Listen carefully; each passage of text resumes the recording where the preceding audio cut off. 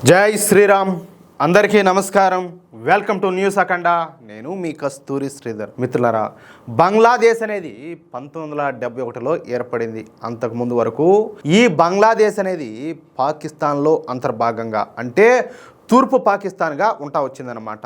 కానీ 1971లో మన భారత్ చేసినటువంటి సహాయం మూలంగా ఈ బంగ్లాదేశ్ అనేది ఏర్పడింది. అప్పట్లో పాకిస్తాన్ సైన్యాన్ని మన భారతీయ సైనికులు నిలువరించి వాళ్ళతో పోరాడి ఈ బంగ్లాదేశ్కు స్వాతంత్రం అయితే ఇప్పించినారు.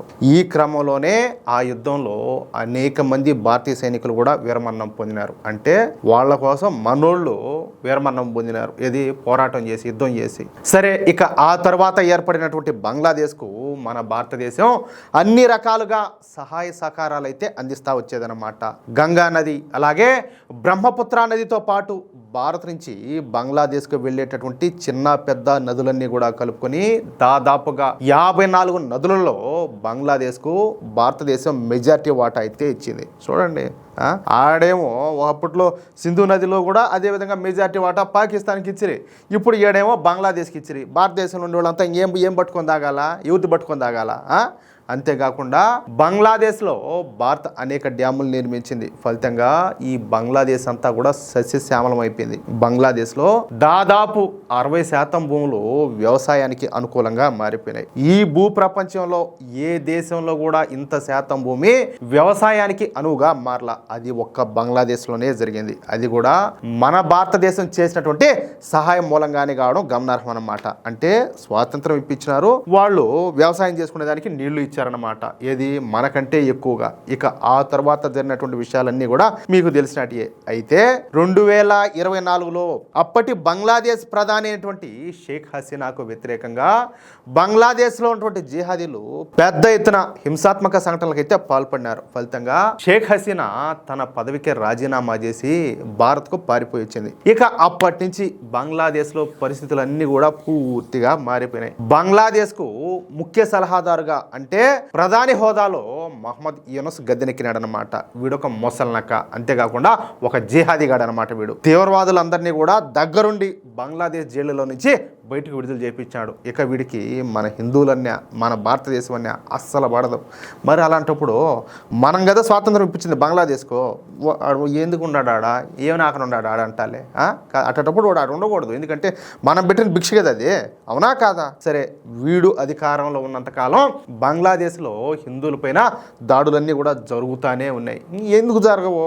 కాదులే, జైల్లో ఉండే వాళ్ళందరినీ ఉగ్రవాదులను, తీవ్రవాదులను, వాళ్ళ సానుభూతి పరులందరినీ తీసుకొచ్చి బయటకు వదిలిపెట్టా. ఇంకా దాడులు ఎందుకు జరగవు అంటాలే. ఈ దాడుల్లో అనేక మంది హిందువులు అకారణంగా చనిపోవాల్సి వచ్చింది. అప్పట్లో అసలు వార్తలు చూస్తే భయంకరంగా ఉన్నాయి, దారుణంగా, ఘోరంగా. ఆడవాళ్ళని అయితే అత్యాచారాలు చేయడం, మగవాళ్ళని అయితే దారుణంగా చంపడం, ఏది కొంతమందిని అయితే సజీవ దహనం కూడా చేశారు. అంత దారుణంగా జరిగింది. కొన్ని వందల మంది హిందువులను ఈ బంగ్లాదేశ్ జిహాదీలు ఓచుకోతలు కోసారు. అంతేకాకుండా ఈ మొహమ్మద్ యూనస్ గాడు మన భారతదేశాన్ని ఒక శత్రు దేశంగా చూస్తూ పాకిస్తాన్ పంచం చేరినాడు. అంతకుముందు ఇదే పాకిస్తాన్ వాళ్ళు బంగ్లాదేశ్ను దుమ్ము దులిపి వదిలిపెట్టారు. ఊరికే కూడా కాదు, కనీసం బంగ్లాదేశ్లో ఉండే ఆడవాళ్ళ మీద కొన్ని లక్షల మంది మీద అత్యాచారాలు చేశారు. ఎవరో ఈ పాకిస్తాన్ వాళ్ళు. తెలిసిన ఎంతో మంది ప్రాణాలు తీశారు, ఉసురు తీశారు, వాళ్ళకి నిలువు నీళ్ళు లేకుండా చేశారు. అలాంటి వాళ్ళ దెబ్బకు తట్టుకోలేక చేతులెత్తి దేవుడా అని చెప్పేసి మొరపెట్టుకుంటే మన వాళ్ళు పోయి ప్రాణత్యాగాలు సైతం చేసి వీళ్ళకు స్వాతంత్రం ఇప్పిస్తే ఈ లమ్డీ కొడుకులు, ఈ విశ్వాసఘాతకులు, విశ్వాసం లేని నీతి జాతి లేని ఈయన యాండ్లో వీళ్ళు పోయి మళ్ళా పాకిస్తాన్ పంచం చేరినారు. పాకిస్తాన్తో రాసుకొని పూసుకొని తిరిగినారు. పాకిస్తాన్ నుంచి ఆయుధాలను కొనుగోలు చేశారు. అంతేకాకుండా పాకిస్తాన్ ఐఎస్ఐకి బంగ్లాదేశ్లో స్వేచ్ఛగా పనిచేసే విధంగా అనుమతి కూడా ఇచ్చినాడు. ఇక పాకిస్తాన్ తీవ్రవాద సంస్థ అయినటువంటి జైషే మహమ్మద్, అలాగే లష్కరే తోయిబాలకు బంగ్లాదేశ్లో ప్రవేశం కల్పించాడు. చూడండి, వాడు ఎంత కూడా నాయకుడు అంటే నాయకుడు కూడా మెట్టుతో కొట్టాలు పట్టుకునేటట్లు అమ్మిడి కొడకలు. ఇటోళ్ళ వల్లనే దేశాలు గబ్బు పట్టిపోయి జనాలంతా కూడా నాశనం అయిపోయింది. ఎందుకంటే ఇటోళ్ళు నాయకత్వం వహిస్తేనే. భారతదేశ పక్కన పెట్టి పాకిస్తాన్తో వ్యాపార సంబంధాలు కుదుర్చుకున్నాడు. వాళ్ళకే తికాణా లేదు తినేదానికి. ఈ బొచ్చుగాడు పోయి వాళ్ళతో వ్యాపార సంబంధాలంట. ఏం కొంటావరా వాళ్ళ దగ్గర, ఏం కొంటావంటాలే.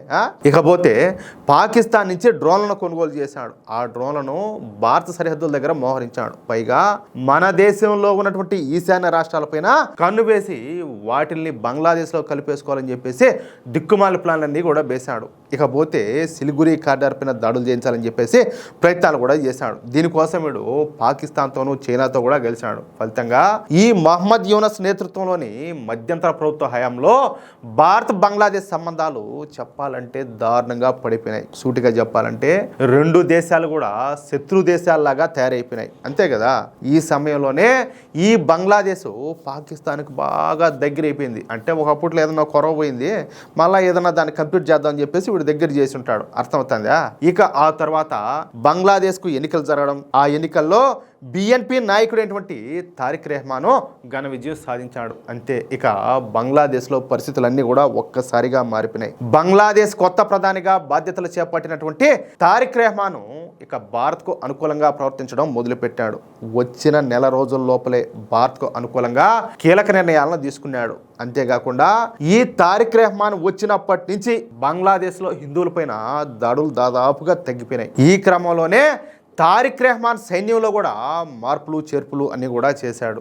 భారత్తో సంబంధాలను కోరుకునే జనరల్స్నే ఉన్నత పదవుల్లో కూర్చోబెట్టాడు. అంతేకాకుండా మహమ్మద్ యూనస్ బ్యాన్ చేసినటువంటి మన ఐపీఎల్ ప్రసారాలను కూడా బంగ్లాదేశ్లో తిరిగి పునరుద్ధరించాడు. ఇవన్నీ ఒక ఎత్తు అయితే, ఈ తారిక్ రెహమాన్ ఇప్పుడు తీసుకున్నటువంటి నిర్ణయాలు మరొక ఎత్తు అని చెప్పొచ్చు అనమాట. మొదటగా పాకిస్తాన్ నుంచి మహమ్మద్ యూనస్ కొనుగోలు చేయాలనుకున్నటువంటి ఆయుధాల డీల్ను ఈ తారిక్ రెహమాన్ రద్దు చేసి పారేశాడు. చూడండి. అంతేకాకుండా పాకిస్తాన్తో వాణిజ్య సంబంధాలను నిలిపేశాడు. అందుకు ప్రత్యామ్నాయంగా భారత్తో సంబంధాలను పునరుద్ధరించుకుంటున్నాడు. ఇటీవల న్యూఢిల్లీలో బంగ్లాదేశ్ హైకమిషనర్ అయినటువంటి రియాజ్ హమీదుల్లా మన భారత ఆర్మీ చీఫ్ అయినటువంటి జనరల్ ఉపేంద్ర ద్వివేది గారితో సమావేశమైనారు.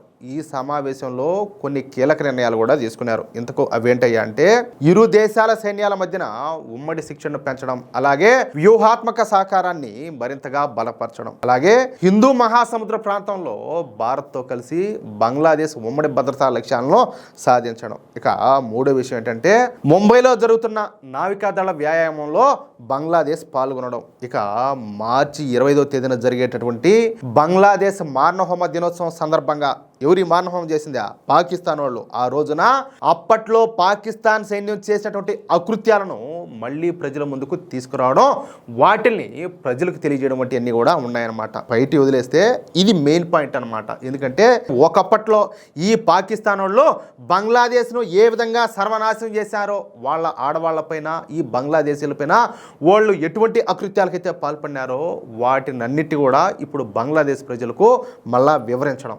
చూడండి, ఇది ఎంత ముఖ్యమైన విషయం అంటే, దీనివల్ల ఏంటంటే కొంతమందిలో అయినా కూడా బంగ్లాదేశీల్లో మార్పు వస్తుంది. ఏది పాకిస్తాన్ మన మీద ఇన్ని దారుణాలు చేస్తుందని చెప్పేసి. ఎందుకంటే జనాలు చరిత్రను చాలా ఈజీగా మర్చిపోతారు. అది ఎప్పటికీ మర్చిపోకూడదు. అది గుర్తుపెట్టుకుంటేనే మనకు మనుగడ అనేది ఉంటుంది. అవునా కదా. ఇక బంగ్లాదేశ్ విదేశాంగ మంత్రి త్వరలో భారత్లో పర్యటించున్నారు. ఈ పర్యటనలో గంగా నది నీటి పంపకాల ఒప్పందం, అలాగే రక్షణ సహకారం పైన కీలక చర్చలు కూడా జరగనున్నాయన్నమాట.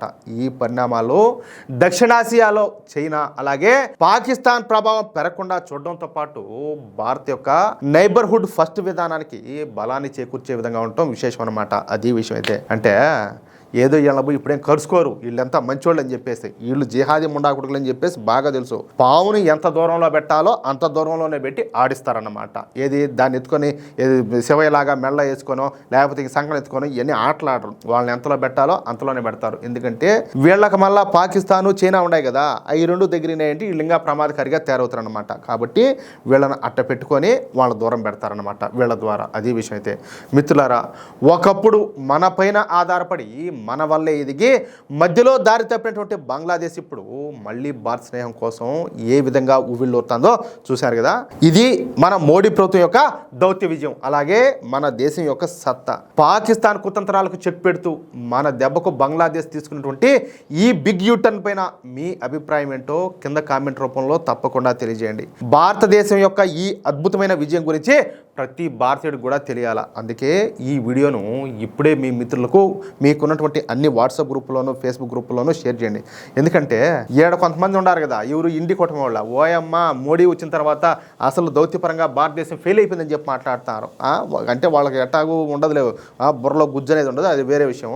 కాబట్టి ఇలాంటి విషయాలు ప్రతి ఒక్కరికి తెలియాలా. దేశ రక్షణ అలాగే అంతర్జాతీయ పరిణామాలపైన ఇలాంటి మరిన్ని సంచలన నిజాల కోసం వెంటనే మన న్యూస్ అఖండ ఛానల్ని సబ్స్క్రైబ్ చేసుకోండి. మర్చిపోకుండా వీడియోకు ఒక లైక్ కొట్టి మా ప్రయత్నాన్ని ప్రోత్సహించండి. జై శ్రీరామ్, జై హింద్, భారత్ మాతాకి జై.